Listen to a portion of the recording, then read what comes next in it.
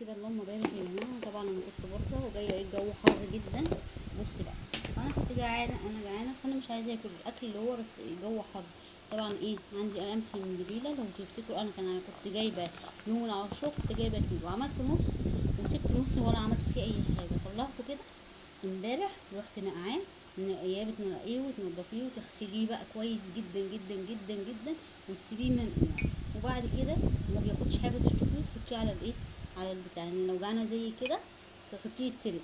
تمام. بصي بقى بيفرش معاكي قد ايه لو انت مسافره مصيف. اهو السكر على حسب الطلب، اللبن طبعا ده مغلي يا جماعه.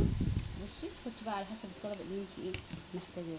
تمام. مالكيش دعوه بالدلع والكلام ده كله، بس انا حابه اوريكي فكره ايه بقى. لو انت بقى ايه جعانه، عندك اولاد، يعني انا مثلا ايه كنت نزلت وجيت لقيتهم واكلين منه عادي وبيشربوا منه، تسيبيه في علبه زي كده. مش هقولك بقى حطي في الفريزر وما تحطيش، ده على حسب انت عايزه تحطيه في الفريزر حطيه.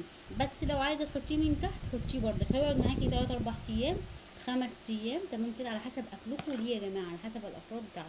بصي كده القمح عامل ازاي، اللهم بارك. بصي ما شاء الله يا جماعه اهو. هيقعد معاكي، عايزه تحطيه في الفريزر براحتك. انا ايه بحطه من تحت، ما بسلقش كتير، هو نص كيلو سلقته وحطيته. طبعا كل اللي يعوز ايه يطلع وياكل منه يا جماعه. حطي ايه عليه لبن وياكلوه اهو. فطار بقى الصبح، الجو حر زي دلوقتي، انا مش عايزه اكل اكل وعايزه اكل حاجه دلوقتي، اعمل كوبايه زي كده. بالليل بقى لو ايه بيحبوا يشربوا بالليل لبن والكلام ده كله ياكلوه. هما طبعا عندي بيحبوه ما شاء الله، يعني اللهم بارك. فهو يا جماعه الحب اهو. مش هقول لك بقى اعملي كميات وخزني، لا لا لا لا. بصي نص كيلو او ربع كيلو كمان، وتحطيه في علبه زي كده وتروحي مغطياه، مش هيحصل اي حاجه خالص. وتحطيه في الثلاجه او في الفريزر عندك. تمام كده. انا بحطه في الثلاجه من تحت لان احنا بنستخدمه على طول، مش لسه اطلع وافك والكلام ده كله، لا. اهو يا جماعه وما شاء الله.